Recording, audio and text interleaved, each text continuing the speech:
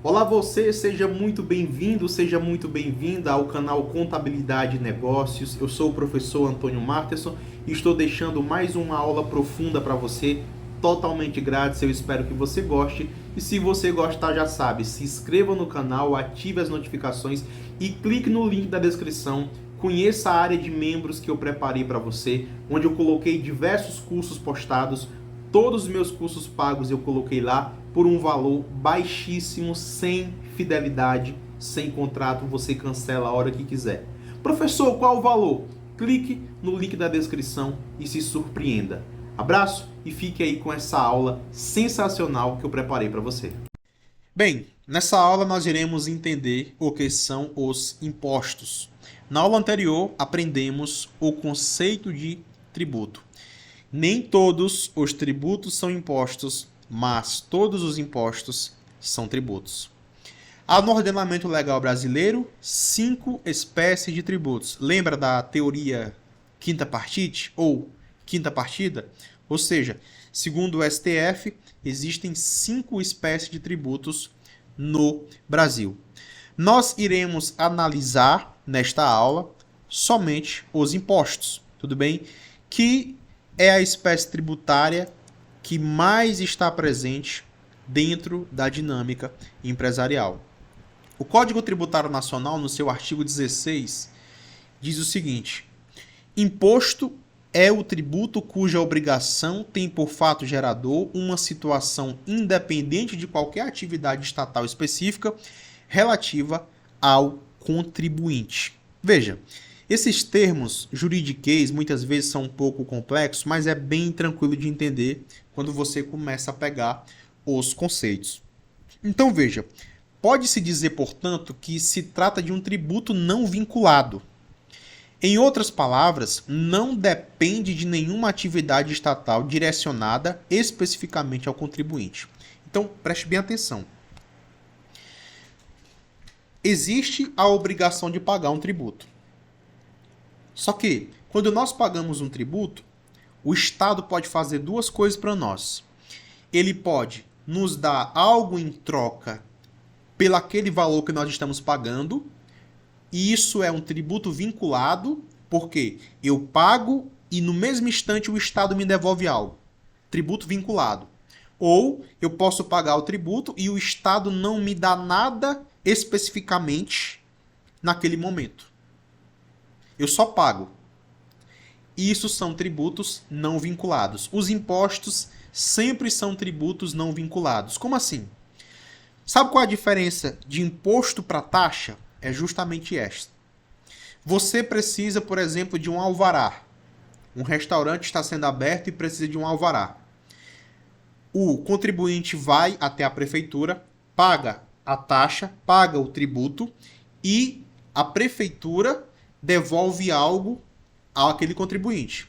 Então, existe o pagamento da taxa, o pagamento do tributo e existe a entrega específica para aquele contribuinte de um serviço. Existe uma vinculação.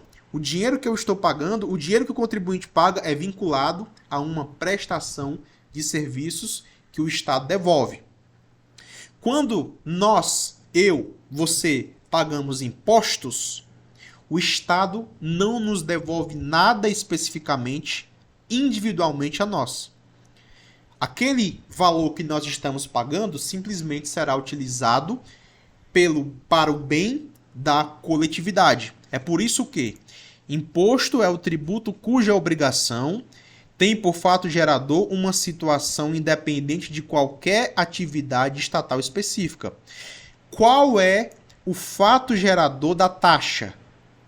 O fato gerador da taxa é o contribuinte precisa de um serviço, o contribuinte precisa de uma prestação de serviço do Estado. Ele vai lá e paga.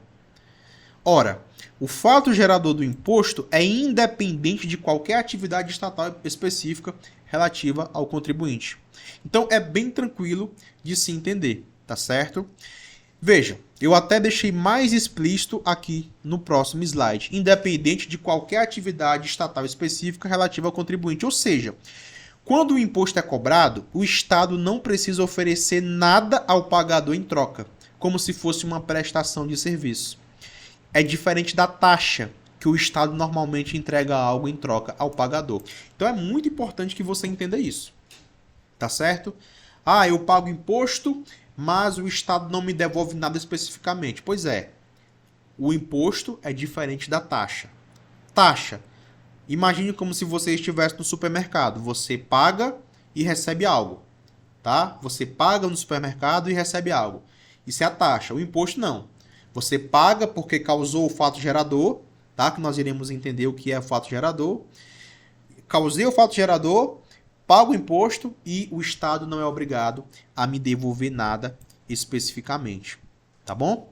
Nós temos impostos reais e impostos pessoais, tá? Impostos reais são aqueles cujo aspecto material, né, da hipótese de incidência, limita-se a descrever um fato, um estudo de fato, independentemente, ou estudo de fato independentemente do aspecto pessoal, ou seja, indiferente ao eventual sujeito passivo e suas qualidades. Impostos reais não se preocupa com quem está causando o fato gerador, não se preocupa com o contribuinte. Por exemplo, um exemplo de imposto real, o IPVA.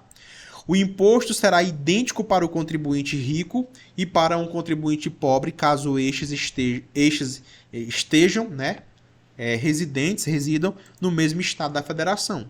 Ou seja, não importa se o cara ganha R$1 milhão por mês ou ganha R$3 mil por mês. Se eles compram o mesmo veículo, eles vão pagar o mesmo IPVA. É por isso que nós chamamos de impostos reais, tá? É o imposto que vai ser aplicado independente de quem seja o contribuinte. E não se importa com o contribuinte, o quanto ele ganha, qual a faixa salarial dele, tá? A alíquota vai ser a mesma. Ou seja, não vai ter uma certa diferenciação, diferente dos impostos pessoais, tá bom?